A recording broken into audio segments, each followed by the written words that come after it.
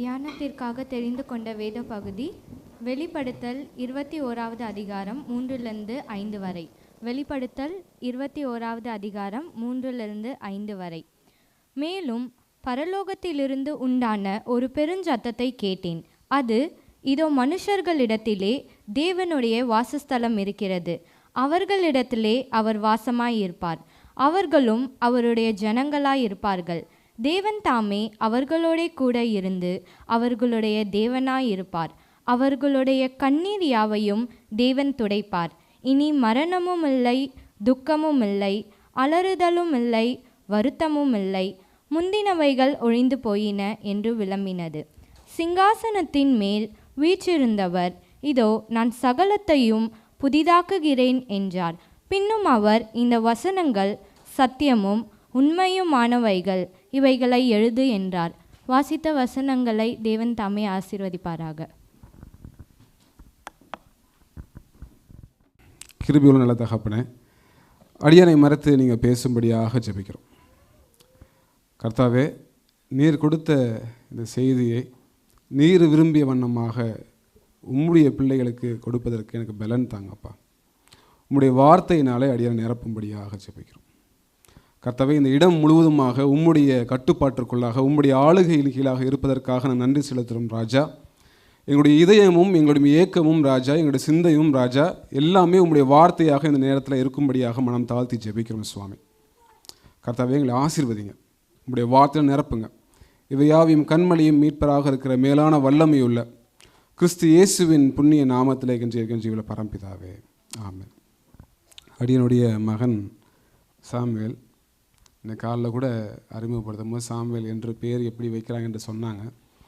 இந்த வாகனத்தில் பிரயாணப்பட்டு போகும்போதெல்லாம் நான் வாரந்தோறும் ஓய்வு நாள் தோறும் 2 மணி நேரம் வாகனத்தில் நான் போகணும்.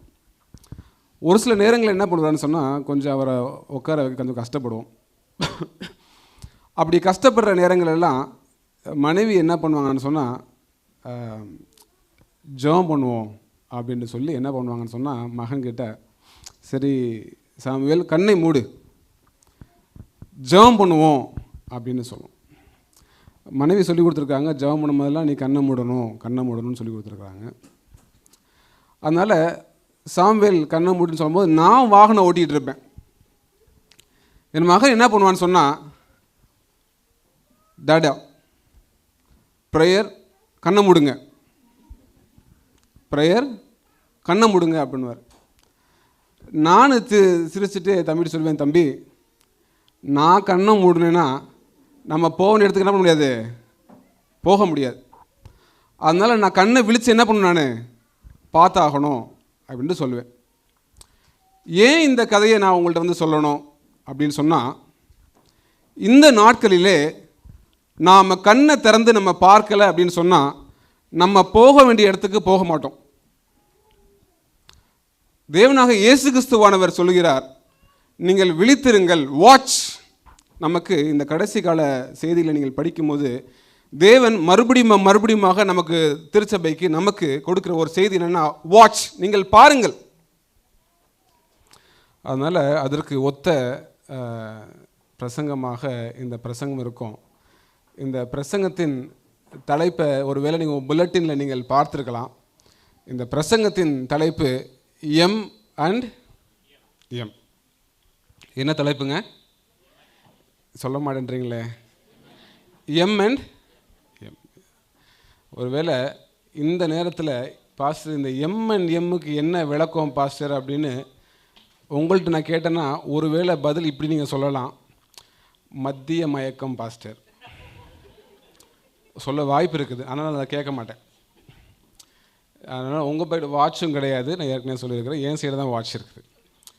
எம் அண்ட் எம் என்ற தலைப்பின் கீழாக நிறைய சின்ன பாடங்களாக நாம் படித்தோம். கொடுக்கப்பட்ட நேரத்தில் ஜபத்தோடு நாம் படிக்க போகிறோம். இந்த பிரசங்கத்தின் முடிவில் நான் ஒரு அழைப்பும் கொடுக்க போகிறேன். ஜபத்தோடு இந்த பகுதியை தியானிங்க. சரி, இந்த எம் அண்ட் எம் என்ன இருக்கும் அப்படின்னா, நான் சொன்னது போல் எம் மத்திய மயக்கம், எம் இந்த மாதிரி தான் வார்த்தைகளாக இருக்க போகிறது. இது ஆங்கிலத்திலும் நான் சொல்லுவேன். இதே எம் அண்ட் எம்முடைய விளக்கத்தை நான் ஆங்கிலத்திலும் என்ன பண்ணுவேன்னா நான் சொல்லுவேன். இதை குறித்து நான் படிக்கும்போது இந்த உறவுகளில் எம் அண்ட் எம் என்ற வார்த்தை தமிழில் பிரத்யேகமாக தமிழில் ரொம்ப பயன்படுத்தப்பட்டிருக்குது. நான் சொல்கிறதுக்கெல்லாம் கவனிச்சுக்கோங்க. சில உதாரணங்களை சொல்கிறேன் பாருங்க. மகன்,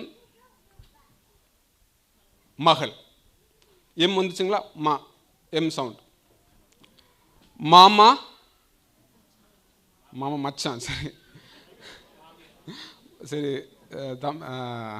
ஜான் தம்பி சொல்கிறாங்க மாமியா அப்படின்னு. மாமா, மாமி, மருமகன், மருமகள். மாமா நீங்களே சொல்லிட்டீங்க, மச்சான் அப்படின்னு சொல்லிட்டீங்க. என்ன இந்த தமிழில் ஏன் இந்த உறவுகளுக்கெல்லாம், இல்லை நெருங்கிய உறவுகளுக்கெல்லாம் ஏன் இந்த மா மா இந்த எம் எம் ஏன் வருது அப்படின்னு சொன்னால், சின்ன குழந்தைங்களுக்கு பல்லு இல்லாத சூழ்நிலையில் இந்த நாக்கு அதிகமாக பயன்படுத்த தேவையில்லாமல் உச்சரிக்கக்கூடிய ஒரு வார்த்தை என்ன வார்த்தைன்னா இந்த மா. அதனால் இந்த எம் அண்ட் எம், யாராவது இந்த மிட்டாய் வாங்கி சாப்பிட்ருக்கீங்களா? சரி, இந்த மிட்டாய் வாங்கி சாப்பிட்ருக்கீங்க, எம் அண்ட் எம், அதை பற்றி நான் இன்றைக்கி பேச போகிறதில்ல. ஆனால் ஆவிக்குரிய பாடத்தை வேகமாக சுருக்கமாக நம்ம என்ன பண்ணிக்கிறோம், நம்ம படிச்சுக்க போகிறோம். செய்தியின் தலைப்பு என்னங்க? M and M. ஒருவேளை இப்படியாக இருக்கலாம். சில உதாரணங்களோட சொல்லி போகிறேன். மகிமையின் மேகம் ஒருவேளை, முத்திரை மோதிரம், எம் முத்திரை மோதிரம். ஒருவேளை மாசில்லா மனிதர்கள், ஒருவேளை முடிவுக்கு முன்னால். இப்படி எம் எம் என்று படித்து கொண்டிருக்கிறோம். ஆனால் பரிசுத்த வேதத்திலிருந்து இந்த நாளில் நம்ம ஜெபத்தோடு சில காரியங்களை படிக்க போகிறோம். இந்த செய்தி அடியன் பிரசங்கம் பண்ணி முடித்த உடனே 3 கூட்டத்தார் இருக்க போகிறோம். 3 கூட்டத்தார். அடியன நோக்கம்லாம் நான் சொல்கிற முதல் கூட்டத்தாராக நம்ம எல்லோரும் இருக்கணும்னு சொல்லிட்டு. என்ன இந்த 3 கூட்டத்தார் அப்படின்னா, செய்தி முடிவில் மக்கள் மகிழ்வார்கள்.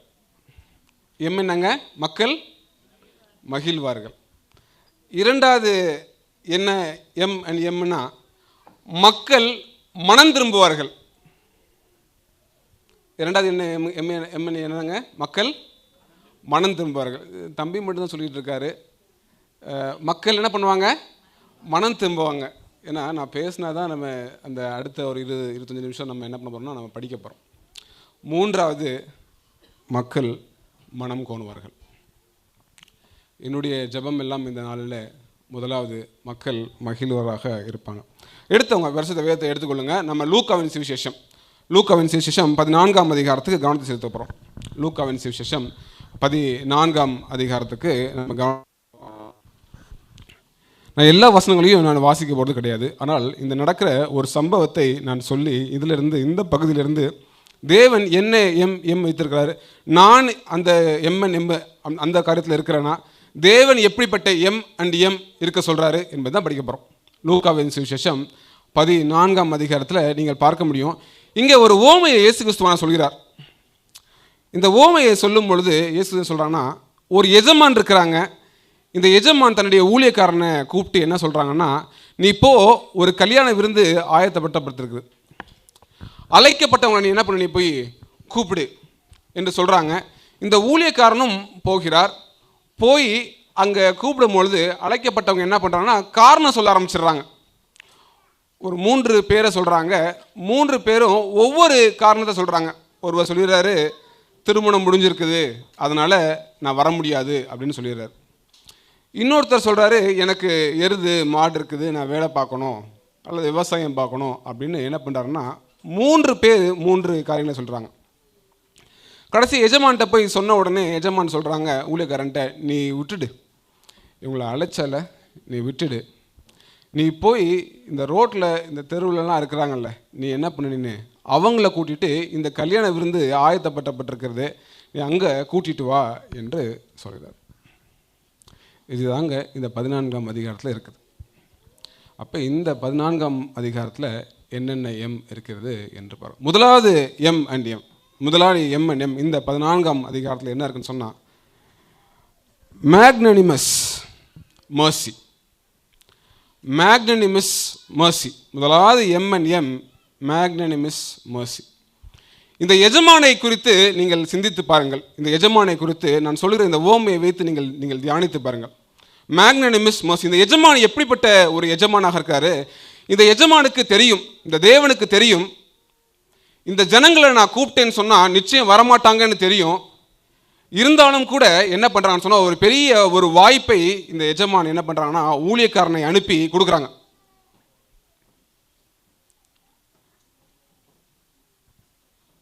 எல்லாம் கவனிச்சுட்டு இருக்கீங்களா?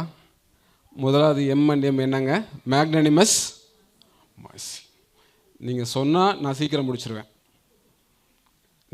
நீங்கள் பதில் சொல்லுங்கள், இல்லை நான் திருப்பி நம்ம கேட்கணும். முதல் M&M என்னங்க? மேக்னனிமஸ் மர்சி. இந்த எஜமான் எப்படிப்பட்ட எஜமான், எப்படிப்பட்ட தேவன்? கடைசியில் அவர் யாரை கூட ஏற்றுக்கொள்வதற்கு தயாராக இருக்கான்னு சொன்னால் நீங்கள் அந்த அதிகாரத்தில் நீங்கள் வாசித்தா தெரியும். சப்பானிகளும் முடியாதவர்களும் எப்படிப்பட்டவர்களாக இருந்தாலும் சரி அவர்களை ஏற்றுக்கொள்வதற்கு ஆயத்தமாக இருக்க இந்த எஜமான் கூப்பிடும் பொழுது ஒரு சின்ன கூட்டத்தில் என்ன பண்ணுறாங்கன்னு சொன்னால் நான் வரமாட்டேன்னு சாக்கு சொல்லிடுறாங்க. தேவ பிள்ளையில கர்த்தராகிய இயேசு கிறிஸ்துவின் வருகை அதி சமீபம் என்பதை ஊழியக்காரனாக அடியேன் உங்களிடத்தில் மறுபடியும் நான் சொல்ல ஆசைப்படுகிறேன். அந்த தேவன் எஜமான் தன்னுடைய மிகுந்த இரக்கத்தினால நம்ம ஒவ்வொருவருக்கும் ஒரு பெரிய அழைப்பை கொடுக்குறாங்க. நாம் நம்ம குடும்பத்தோடு நம்ம திருச்சபையாக நம்ம ஆயத்தப்பட வேண்டும். மேக்னனிமஸ் மர்சி. ஒருவேளை சப்பானியாக இருந்தாலும் பலவீனர்களாக இருந்தாலும் தேவனிடத்தில் வரும் பொழுது அவர் ஏற்றுக்கொள்வதற்கு ஆயத்தமாக இருக்கிறார். அதாவது M&M நான் சொன்னேன், மேக்னனிமஸ் மர்சி. இரண்டாவது M&M இதே அதிகாரத்தில் நம்ம பார்க்க போகிறோம். யாராவது வசனத்தை சத்தமாக நீங்கள் வாசிக்க முடியுமா? 14ஆம் அதிகாரத்தில்.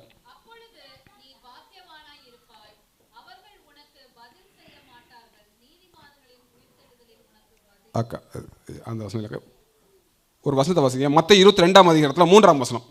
மத்தேயு 22ஆம் அதிகாரத்தில் 3ஆம் வசனத்தை யாராவது வாசிங்க.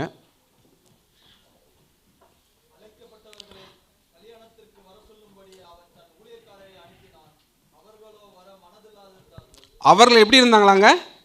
மனதில்லாது இருந்தாங்க. இரண்டாவது M&M என்ன என்று பார்க்கும்போது மனதில்லாத மனவாட்டிகள்.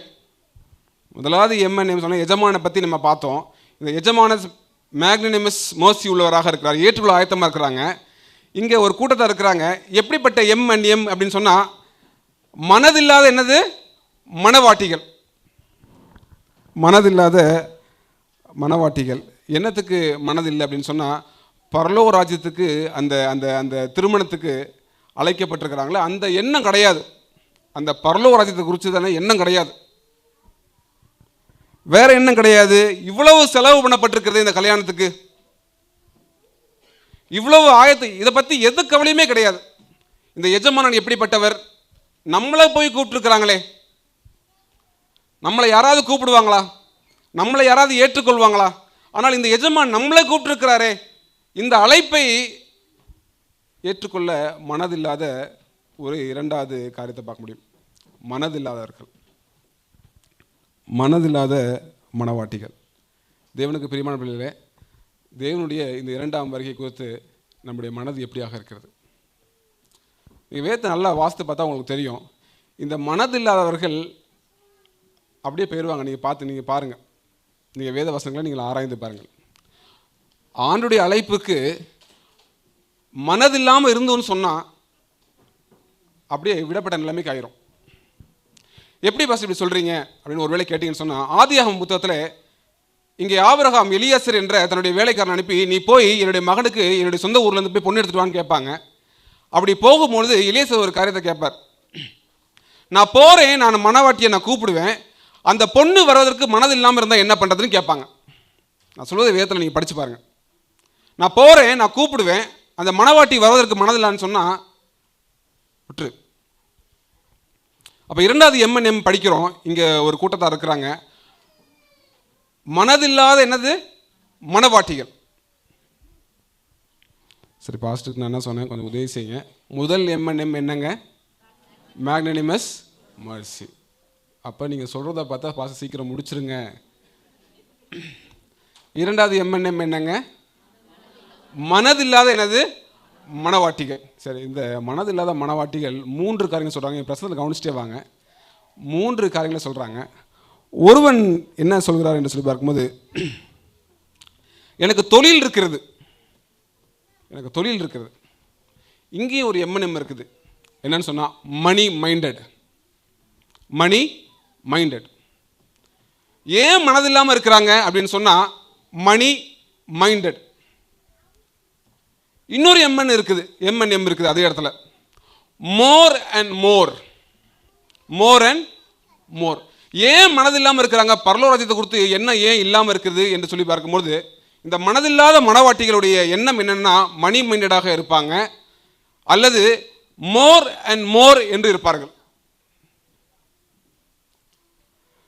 அப்படிப்பட்ட பிள்ளைகளுக்கு எப்படிப்பட்ட அழைப்பு வந்தாலும் என்ன பண்ணுவாங்கன்னு சொன்னால் நிராகரிச்சிருவாங்க. பரிசுத்த வேதாமத்தில் நீங்கள் தியானித்து பார்த்தா உங்களுக்கு தெரியுமா, எஸ்ரா ஒரு பெரிய ஒரு ஊழியத்தை செய்கிறாங்க. இந்த எஸ்ரா என்ன பண்ணுறாருன்னு சொன்னால், ஜனங்களுக்கு பாபிலோன்லேருந்து வாங்க எருசலேமுக்கு ஒரு அழைப்பு கொடுக்குறாரு. எருசலேமுக்கு அழைப்புங்க, எருசலேமுக்கு அழைப்பு. பாபிலோனில் அடிமைகளாக இருந்த பிள்ளைகளுக்கு வாங்க நம்ம போவோம், நம்மளுடைய சொந்த ஊருக்கு போவோம் என்ற அழைப்பு கொடுக்கும் பொழுது ஜனங்கள் வருவதற்கு மனதில்லாமல் இருந்தாங்களாம். ஏன் மனதில்லாமல் இருந்தாங்க அப்படின்னு சொன்னால், இங்கே பாபிலோன் நமக்கு சொகுசாக இருக்கிறது, நம்ம இங்கே நம்ம நல்லா இருக்கிறோம் என்று சொல்லி எருசலேமுக்கு வருவதற்கு ஆயத்தம் இல்லாமல் இருந்தாங்க. பார்த்தோம், இந்த மனதில்லாத மனவாட்டிகளுக்கு ஒரு காரணம் என்னன்னு சொன்னால் மணி மைண்டட், இன்னொன்று மோர் அண்ட் மோர் என்று நினைப்பார்கள். இன்னொரு காரியம் இருக்கிறது. இன்னொரு நபர் சொல்கிறாரு, அழைக்கப்படும் பொழுது மனதில்லாத மனவாட்டியாக இன்னொருவர் சொல்கிறாரு, எனக்கு என்ன இருக்குது, திருமணம் ஆயிருக்குது. இங்கே ஒரு எம்என்எம் நீங்கள் கவனிச்சு பாருங்கள். மேரேஜ் சொல்ல மாட்டேன்றீங்களே, மேரேஜ் மைண்டட். என்ன காரணத்தினால மனதில்லாமல் போனாங்கன்னு சொன்னால் மேரேஜ் மைண்டட். ஊழியக்காரனாக சில காரியங்கள் உங்கள் இடத்துல நான் முன்ன வைக்கிறேன், கவனித்து பாருங்கள். நம்முடைய வாழ்க்கையில் எத்தனை பேருங்க வாழ்க்கை முழுவதுமே என் மனைவியை திருப்திப்படுவதற்காகவே நான் வாழ்ந்திருக்கிறேன். வாழ்க்கையில் எத்தனை பேர் என்னுடைய கணவனை மாத்திரமே திருப்திப்படுவதற்கு நான் வாழ்ந்திருக்கிறேன். அந்த இடத்த நான் தேவனுக்கு நான் கொடுத்துருந்தேன்னு சொன்னால் என் வாழ்க்கையும் என்னோட குடும்ப வாழ்க்கையும் என்னோட திருச்சபை வாழ்க்கையும் எப்படி இருந்திருக்கும்னு யோசித்து பாருங்கள். இந்த மனதில்லாத மனவாட்டிகளுடைய ஒரு எண்ணம் இருந்தது. என்ன என்ன என்ன எப்படிப்பட்ட எண்ணம் அப்படின்னு சொன்னால் மேரேஜ் மைண்டட். நம்ம ஒருவேளை நினைக்கலாம், இந்த மேரேஜ் மைண்டட்னு சொன்னோடனே திருமணம் ஆக போகிறவங்கள மாத்திரமே நம்ம நினச்சிட்டு இருப்போம். அது கிடையாதா? திருமணத்துலையும் திருமண பந்தத்துலையும் யார் தான் முதல்ல இருக்கணும்? தேவன் என்று நம்ம மேரேஜ் மைண்டட் என்று பார்க்கிறோம். மூன்றாவது ஒரு நபர், ஒரு ஆச்சரியமான ஒரு நபர். இந்த பாடத்தை படிக்கும்போது எனக்கு ஆச்சரியமாக இருந்தது. எனக்கு இந்த இந்த இந்த வாய்ப்பை எனக்கு முதலாவது எனக்கு தொலைபேசியில் அணுகுனது எல்ட்ரு ஆல்வின் அவங்க தான் அணுகுனாங்க முதல் பேசினது. அப்புறம் ஒரு 2 நாட்களுக்கு பிறகு எட்வர்டன் எனக்கு கூப்பிட்டுருந்தாங்க. செய்தியின் தலைப்பை எனக்கு கேட்டிருந்தாங்க. நான் உடனடியாக சொல்ல முடியல, நான் ஜபித்துட்டு சொல்கிறேன் அப்படின்னு சொல்லியிருந்தேன். அப்போ ஒரு காரியத்தை அவங்கள்ட்ட சொன்னாங்க, பாஸ்டர் நம்ம ஏன் இங்கே இருக்கிறோம் அப்படின்றத நீங்கள் சொல்லணும் அப்படின்னு சொல்லிட்டு, இருந்தாலும் நான் கொடுத்த பதில், நான் ஜெபம் பண்ணுறேன், ஜெபம் பண்ணிட்டு நான் உங்களுக்கு சொல்கிறேன் அப்படின்னு தான் சொல்லியிருந்தேன். 2 நாட்களுக்கு பிறகு நான் என்ன பண்ணேன்னு சொன்னால் அந்த பதிலை அனுப்பியிருந்தேன். தலைப்பு எம்என்எம் தான் நான் கொடுத்துருந்தேன். தேவன் மனதில் போட்ட பாரத்தை உங்களுக்கு முன்பாக நான் வைக்கிறேன். மூணாவது எம்என்எம் இங்கே நான் என்ன பார்க்கணும்னு சொன்னால் மிஷினரி மைண்டட். மிஷினரி மைண்டட் இங்கே பார்த்தோம். மணி மைண்டட் ஒரு நபரை பார்த்தோம், இன்னொரு நபரை பார்த்தோம் மேரேஜ் மைண்டடாக பார்த்தோம், இன்னொரு நபரை பார்க்குறேன் இங்கே மிஷினரி மைண்டட். ஆச்சரியமான காரியம். இந்த லூக்கா 14 வாசிச்சு பாருங்க. யார் இந்த ஊழியக்காரன்? இந்த மேக்னனிமஸ் மர்சி உடைய இந்த எஜமானனுக்கு ஒரு மிஷினரி மைண்டட் ஊழியக்காரன். இந்த இங்கிலாந்து தேசத்தில் தேவன் நம்மளை ஆசீர்வதிச்சிருக்கிறாங்க. எதற்காக தேவன் நம்மளை ஆசீர்வதிச்சிருக்காங்கன்னா, ஆபிரகாம் ஆசீர்வதிச்ச தேவன் நம்மளையும் ஆசீர்வதிச்ச காரணம் நாம் பிறருக்கு ஆசீர்வாதமாக இருப்பதற்காகவே நம்மளை என்ன பண்ணியிருக்காங்க, தேவன் ஆசீர்வதிச்சிருக்கிறாங்க. அது எத்தனை பேர் விசுவாசிக்கிறீங்க? விசுவாசிக்கிறீங்க. நம்மளை ஆசீர்வதித்ததுக்கு காரணம் தேவன் நம்ம பிறருக்கு ஆசீர்வாதமாக இருப்பதற்காக தான் ஆசீர்வதிச்சிருக்காங்க. இங்கே மூன்றாவது ஒரு நபரை பார்க்குறோம். அவர் என்ன என்ன என்னவா இருக்காருங்க? மிஷினரி அப்போ பாஸ்ட் இன்னும் கொஞ்சம் நேரம் எடுத்துக்கணும்னு நினைக்கிறேன். Missionary minded. இந்த ஊழியக்காரனை குறித்து ஒரு 5 நிமிஷம் படித்து அடுத்து சீக்கிரமாக படித்து முடிக்க போகிறோம். இந்த ஊழியக்காரன் எப்படிப்பட்ட ஒரு மனிதன்? தோல்விகள் வந்தாலும் கூட போறாருங்க. தோல்வி வந்தாலும் கூட போறாரு. யோசித்து பாருங்க, இவர் போய் கூப்பிடுற எல்லா பக்கமும் சாக்கு பக்கம் சொல்றாங்க, வரமாட்டேன்றாங்க. வெற்றியுடைய ஊழியக்காரனா? இவர் போய் கூப்பிடுறாரு, யாருமே என்ன பண்ண மாட்டேன்றாங்க, எல்லாருமே வரமாட்டேன்றாங்க. அப்படி தானே இந்த ஊமை பார்க்குறோம். ஒரு வெற்றி உள்ள ஊழியக்காரனா இவர்? கிடையாது.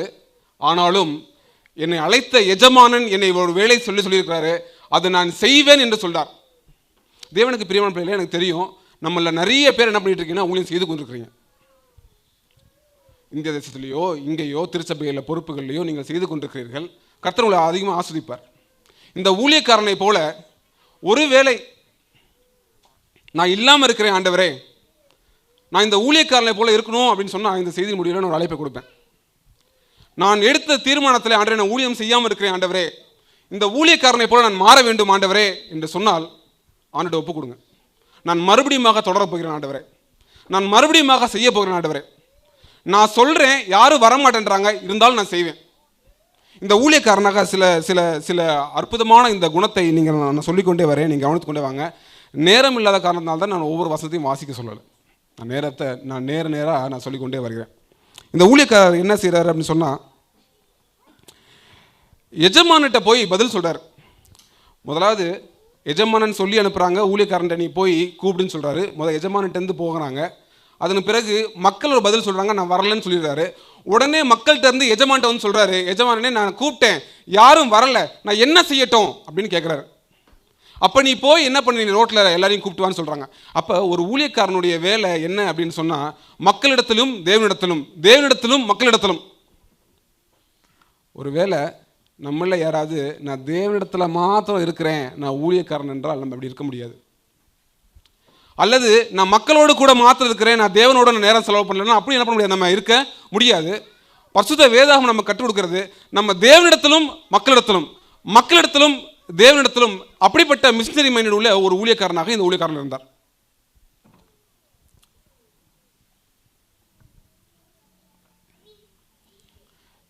என்னென்ன எம்மு ஒரு வேளை ஞாபகப்படுத்தி சொல்லி பாருங்களேன். என்னென்ன பாஸ் சொல்லியிருக்கிறேன்? Magnanimous, mercy. வேற என்னென்ன எம்முங்க? Money minded. சரி, வேற என்னங்க? Marriage minded. வேற என்னங்க? Missionary minded.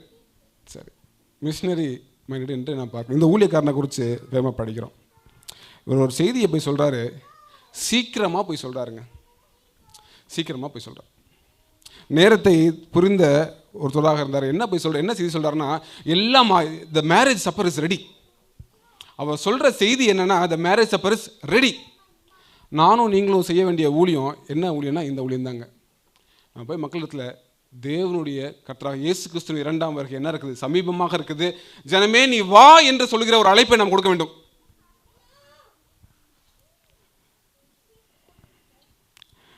நீங்கள் இந்த ஓமையை மறுபடியும் சொல்கிறேன், நீங்கள் வாசித்து பாருங்கள். This missionary minded servant of God was alone. அவன் தனியாக இருக்கிறான், அவன் தனியாக போக வேண்டும், அவனுக்கு கூட்டம் கிடையாது, அவனை உற்சாகப்படுத்துறதுக்கு வேற யாரும் கிடையாது. ஆனாலும் தனியாக நான் இருக்கிறேன், என் எஜமானன் சொன்னார் என்று போனான். தேவனுக்கு பிரியமான பிள்ளைகளே, நம்ம மத்தியில் இருக்கிற சில பேர் இருக்கிறோம். எனக்கு தெரியும், திருச்சபையில் நான் ஒருவன் மாத்திரம் போராடி கொண்டிருக்கிறேன் ஆண்டவரே, நான் ஒருவன் மாத்திரம் ஆண்டவரே, கர்த்தராகிய இயேசு கிறிஸ்துவின் வருகை நான் ஒருவன் மாத்திரம் விசுவாசிக்கிறேன் ஆண்டவரே. என் கூட இருக்கிறவன் விசுவாசிக்க மாட்டேன்றாங்க, என் கூட இருக்கவன் ஆயத்தப்படலை, நான் என்ன செய்யட்டும் ஆண்டவரே? இந்த ஊழியக்காரனை பார்த்து கற்றுக்குவோம். அவன் ஒருவன் தான், ஆனால் அவன் தொடர்ந்து நிற்கிறான். அவன் இந்த பணியை அவன் செய்கிறவனாக இருந்தான். எனக்கு இந்த ஊழியக்காரன் படிக்க எனக்கு ஆசை. நீங்கள் நேரம் கொடுத்தீங்கன்னா நான் இன்னும் பேசிகிட்டே இருப்பேன். ஆனால் அப்படி பண்ண போகிறதில்ல. இந்த ஊழியக்காரன் கடைசியில் இந்த எஜமானன் சொல்லிடுறாரு, நீ விட்டுடு, அழைச்சவங்கள நீ விட்டுடு, நீ ரோட்டில் போய் யாரை கூட்டு வரணும் அப்படின்னு சொன்னால், சப்பானி, வேற யாருங்க? ஏழைகள், வேற குருடர்கள். How you ever tried? நீங்கள் என்னைக்காவது ஒரு சப்பானியை நீங்கள் தூக்கிட்டு எங்கேயாவது நடந்து பார்த்துருக்கீங்களா? எனக்கு ட்ரை பண்ணியிருக்குமா? என்னையும் சேர்த்துக்குங்க. It is not easy. நல்லா நடக்கிறவங்கள வச்சு கூட்டிகிட்டு போகிறது, நடக்க வச்சு கூட்டிகிட்டு போகிறதெல்லாம் ஈஸிங்க. ஆனால் ஒரு சப்பானியை நம்ம என்ன பண்ணணும்னு சொன்னால் ஆண்டவர் சொல்கிறாரு, நீ போய் கூட்டிகிட்டு வான்னு சொல்கிறாரு. எப்படிப்பட்ட ஒரு கஷ்டமான ஒரு பாரமான வேலைங்க. ஆனால் செஞ்சான் அந்த ஊழியக்காரன். தேவனுக்கு பிரியமான பிள்ளைகளே, செய்யுங்கள். It is hard. அது கஷ்டமானது தான், அது பாரமானது தான். ஒரு வேளை நேற்று நான் பாட்டு போட்டிருக்கும் போது அண்ணா சுதாகரன் கேட்டாங்க, எத்தனை பேர் பார்த்தீங்கன்னு சொல்லிட்டு. ஒரு சின்ன சாட்சியோடு நான் வேகமாக நான் போகிறேன். அந்த பாட்டில் தாஸ் பெஞ்சமின் ஒருத்தவங்க வருவாங்க. அவருக்கு என்ன பண்ணாது, கண்ணு தெரியாது. நாங்கள் ஆச்சரியப்பட்ட சில காரியங்கள். சில நேரத்தில் ஒரு பாறை மேலே நிப்பாட்டியிருப்போம், அவர் மட்டும் நிற்கணும். ஒரு காட்சி வரும், அவர் ரோட்டில் அவர் மாத்திரம் என்ன பண்ண நடந்து வருகிற ஒரு காட்சி வரும். ஒரு நபர் எப்பொழுதும் கூட இருந்துக்கிட்டே இருக்கணும் அவர்கிட்ட. ஒரு ஊழியக்காரன் நாங்கள் சொல்கிறோம், நீங்கள் வீடியோ நீங்கள் பார்த்தா உங்களுக்கு தெரியும். நாங்கள் முழு வீடியோவில் அவருடைய ஷார்ட்ஸ் எல்லாமே இவ்வளோ தூரம் தான் வச்சுருப்போம். நீங்கள் பாருங்கள், எங்கள் ஷார்ட்ஸ் எல்லாம் இவ்வளோ தூரம் தான் இருக்கும். ஏன்னு சொன்னால் அவர்களுக்கு இயலாமையின் காரணத்தினால அவங்களுடைய கரங்கள் எப்பொழுதும் இப்படி தான் வச்சுருப்பாங்க. ஏன்னா அச்சம், ஏதாவது தட்டிடுமோ, விழுந்தோம்னா உடனே கை இப்படி வச்சுக்கணும்னு சொல்லிட்டு இப்படி தான் இருப்பாங்க. இப்படி இயலாமல் இருக்கக்குள்ள நம்ம கூப்பிட்டு நடத்து பார்க்கணும்னு சொன்னால் எப்படி கஷ்டம் இருக்கும். ஆனால் அந்த ஊழியக்காரன், நீ சப்பானியையும் குருடரையும் நீ என்ன கூட்டிட்டு வான்னு சொன்னால், இந்த ஊழியக்காரன், ஆண்டவரே எனக்கு கஷ்டமான ஆண்டவரே இருக்கிறோம் என்று சொல்லாமல் அவர் என்ன பண்ணான்னு சொன்னால், நான் போகிறேன் என்று கூப்பிட்டு வந்தாங்க. தேவனுக்கு பிரியமான பிள்ளைகளே, இந்த ஊழியம் கஷ்டம்தாங்க. நீங்கள் தனியாக தான் நிற்கணும். ஆனால் யார் கூட இருப்பார்னா ஆண்டவர் கூட இருப்பார். ஆமேன். தேவன் கூட இருப்பார். Missionary minded. இந்த ஊழியக்காரன் எஜமானன் சொன்ன எல்லா வேலையும் செய்தாருங்க. அப்படி தான் கருத்து சொல்கிறார். அவர் கட்டளையிட்டபடியே அவன் செய்தான். வேகமாக 2-3 MNM மட்டும் படித்து 1.5 மணிக்குள்ளே பாஸ்ட் முடிச்சிருவேன். இன்னொரு MNM இருக்கிறது, மில்லரைட் மூமெண்ட். இந்த ஊழியக்காரர்கள் எப்படி இருக்க வேண்டும் அப்படின்னா, மில்லரைட் மூமெண்ட்டை போல இருக்கணுங்களாங்க. என்ன மில்லரைட் மூமெண்ட்டில் என்ன பண்ணாங்க அப்படின்னு சொன்னால், மணிக்கணக்காக வேதத்தை ஆராய்ந்து என்ன பண்ணாங்க, படித்தாங்க. கர்த்தராகிய இயேசு கிறிஸ்து 2ஆம் வரைக்கும் ஆயத்தப்படுற பிள்ளைகள் இந்த MM உடையவர்களாக இருக்கணும். வேதத்தை ஆராய்ந்து தயவுசெய்து படிக்க ஆரம்பிப்போம். அடியேன் ஒரு சாட்சியோட அடுத்த பகுதி நான் போகிறேன். நான் வேதத்தை மிகவும் குறைவாக படித்தவன். என்னுடைய கல்லூரி நாட்களிலும் அதிக நேரத்தை நான் இன்ஸ்ட்ருமெண்ட் படிக்கிறதுக்கு தான் நான் ரொம்ப நேரம் செலவு பண்ணேன். பாடல்களுக்கும் வேதத்தை ஆராய்ந்தது ரொம்ப கம்மியாகவே இருந்துச்சு. ஆனால் ஊழியக்காரனாக வந்த பிறகு தான் தேவன் கற்றுக் கொடுக்க தான் இந்த வேதத்தை அதிகமாக படிக்க ஆரம்பித்தேன். ஆனால் இப்போ நான் சொல்கிறேன், it is not too late. Start meditating God's word. நான் சொன்ன இந்த நாள் பிரசங்கத்துக்கு முடியல நான் தீர்மானம் எடுப்பேன், ஊழியத்திற்காக ஆண்டவரே நான் வேதத்தை அதிகமாக ஆராய்ஞ்சு படிக்க போகிறேன். நீங்கள் ஆராய்ஞ்சு படித்து பாருங்களேன், அதோட சுவையை நீங்கள் கேட்டு பாருங்களேன், எப்படி இருக்குன்னு நீங்கள் பாருங்களேன், அது எவ்வளோ இன்பமாக இருக்குன்னு நீங்கள் பாருங்களேன். இந்த பேரில் நான் சொல்கிறேன், நீங்கள் ஒருவேளை நீங்கள் கேள்விப்பட்டிருப்பீங்க அப்படின்னா நீங்கள் தலையை மட்டும் நீங்கள் அது ஒரு எக்ஸசைஸாகவும் இருக்கும். நானும் வேகமாக போயிடுவேன். வில்லியம் மில்லர், தலையை ஆட்ட மாட்டேன்றீங்களே, வில்லியம் மில்லர் இப்படி ஆட்டுருங்க. வில்லியம் மில்லர், சரி. LNG ஒயிட், சரி. ஜோசப் பேட்ஸ், சரி. சார்ல்ஸ் ஃபிட்ச், சரி. இவங்க எல்லாரும் பற்றி கொஞ்சம் படிங்க. படிச்சிங்கன்னா இந்த மில்லரைட் மூமெண்ட்டை போல் நம்ம இருந்துருவோம். இன்னொரு MNM இருக்குது. அப்படிப்படி MNM இருக்கக்கூடாது. நம்ம மிக்ஸ் அண்ட் மேட்ச்.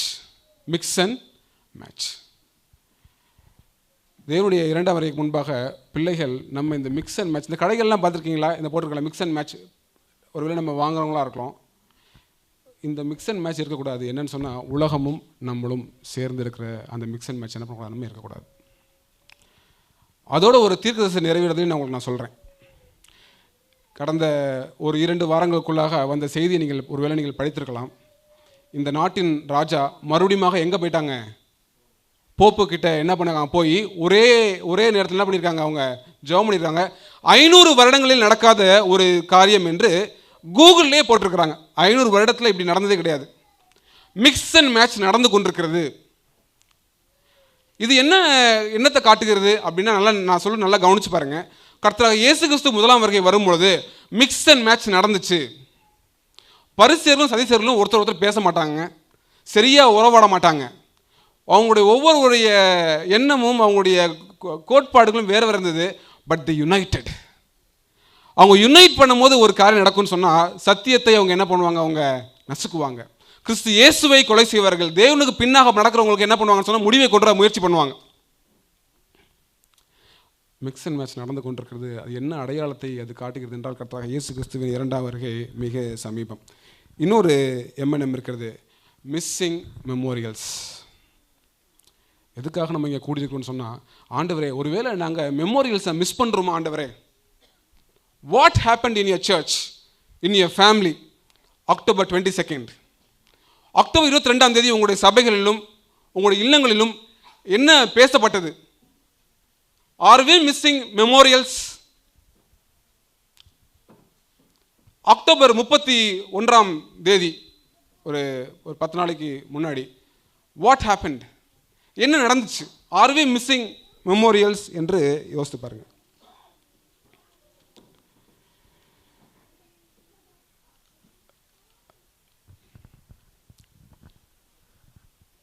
நிறைய காரியங்களுக்கு என்னால் முடியாது, நேரத்தை கருத்து. தலைப்பு மட்டும் நான் சொல்கிறேன், யோசித்து பாருங்கள். Missing memorials.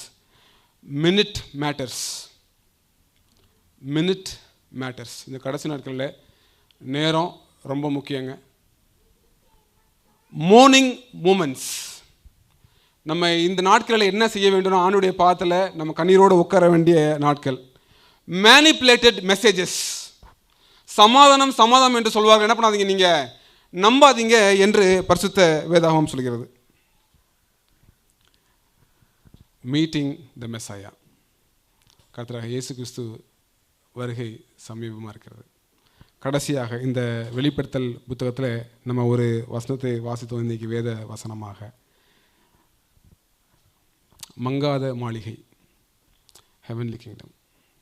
ஆண்டவரே, அந்த ஊழியத்துக்கு, அந்த பரலோக ராஜ்யத்துக்கு நான் போக வேணும் ஆண்டவரே. மிக்ஸ் மேட்ச் என் வாழ்க்கையில் இருக்குது அப்படின்னா ஆண்டவர்கிட்ட எடுத்து போட சொல்லி கேளுங்க. மணி மைண்டட் இருக்குது, மோர் அண்ட் மோர் இருக்கிறேன்னா எனக்கு எடுத்து போடணும்னா ஆண்டவர்கிட்ட உதவி கேட்போம். ஆண்டவர் உதவி செய்ய வல்லவராக இருக்கிறாங்க. மேரேஜ் மைண்டடாக இருக்கிறேன், எதுவாக இருந்தாலும் ஆண்டவர்கிட்ட உதவி கேட்போம். அலெக்சாண்டர் த கிரேட் தன்னுடைய வாழ்க்கையில், நம்ம எல்லாருக்குமே தெரியும், உலகத்தை அவங்க என்ன பண்ணாங்கன்னா கைப்பற்றி கொண்டாங்கன்னு சொல்லிட்டு ஒவ்வொரு தேசமாக கைப்பற்றி கொண்டு போகிறாங்க. இந்த அலெக்சாண்டர் த கிரேட்டுக்கு ஒரு சவால் வந்தது. என்ன சவால்னு சொன்னால், இவங்க போய் ஜெயிக்கிற எல்லா ஊர்லேயும் இந்த போர் வீரர்கள் என்ன பண்ணுறாங்கன்னு சொன்னால், அந்த ஊரில் இருக்க பொருள்லாம் எடுத்துக்கிறாங்க. இப்போ அலெக்சாண்டர் த கிரேட் என்ன பண்ணுறான்னு சொன்னால், ஒரு அழைப்பை கொடுக்குறாரு. ஒரு சேலஞ்ச் இருக்குது வீரர்களே, ஒரு சேலஞ்ச் இருக்குது. நீங்கள் இப்படி போகிற ஊர்களெல்லாம் நீங்கள் பொருளை சுமந்து கொண்டு வந்தீங்கன்னு சொன்னால், நம்ம அடுத்த ஊருக்கு போய் நம்ம அடுத்த ஊரை என்ன பண்ண ஜெயம் பெற்றுக்கொள்ள முடியாது. அதனால் ஒரு ஒரு அழைப்பை நான் உங்களுக்கு நான் கொடுக்குறேன்னு சொல்கிறார். இதை காட்டிலும் அடுத்த ஊர் சிறந்தது.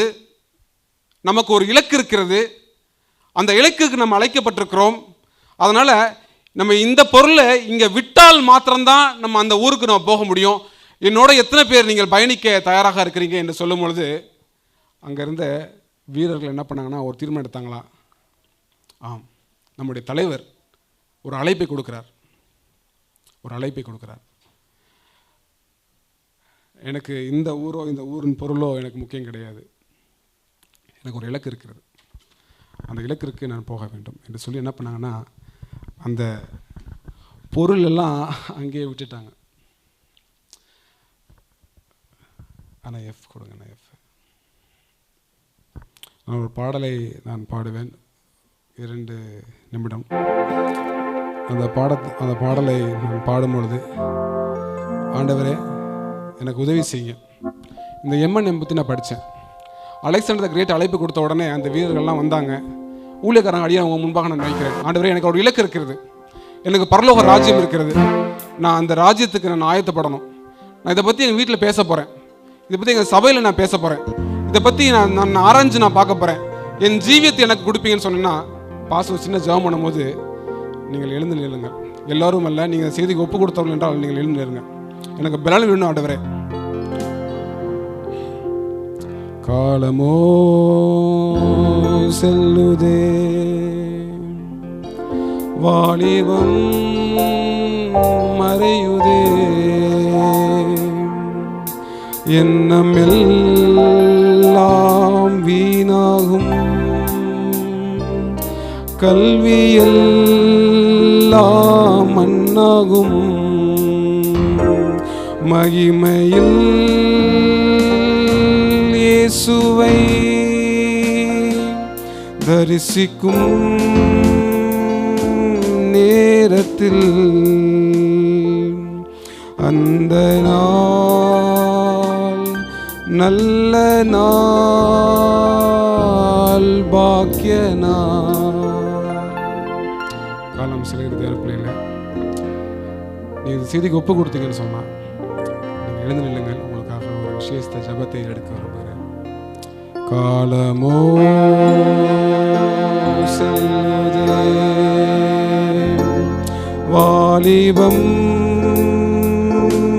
மறையுதே, எண்ணம் எல்லாம் வீணாகும், கல்வியெல்லாம் மண்ணாகும், மகிமையில் இயேசுவை தரிசிக்கும் நேரத்தில் அந்த நாள் நல்ல நாள், பாக்கிய நாள். கிருபை நல்ல தகப்பனே, இந்த செய்திக்கு ஒப்பு கொடுத்த பிள்ளைகளுக்காக நான் வருகிறேன் சுவாமி. ராஜா, MNM அப்பா, எந்த MNMக்கு ஒப்பு கொடுத்துருக்காங்க நீங்கள் அறிந்திருக்கிறீங்க ராஜா. பலன் கொடுங்க அப்பா. கர்த்தராக இயேசு கிறிஸ்துவின் 2ஆம் வருகையிலே அப்பா, குமாரனாக இயேசு கிறிஸ்துவை முகமுகமாய் தரிசிக்கிற பெரிய பாக்கியத்தை கொடுங்க ராஜா. குடும்பங்களே இதை பற்றி பேசட்டும், திருச்சபையில் இதை பற்றி பேசட்டும் ராஜா. கர்த்தாவே எனக்கு உதவி செய்யுங்கள் என்று மன்றாடுகிற கூட்டமாக இந்த கூட்டம் இருக்கட்டும் சுவாமி. உன் சித்தம் எங்களை வாழ்க்கையில் நிறைவேற்றும் ராஜா. இவை யாவையும் கண்மலையும் மீட்பராக இருக்கிற மேலான வல்லமை உள்ள கிறிஸ்து இயேசுவின் புனித நாமத்தில் ஜீவனில் பரம்பிதாவே, ஆமென். அமருங்கள். கர்த்தருடைய ஆசீர்வாதம்.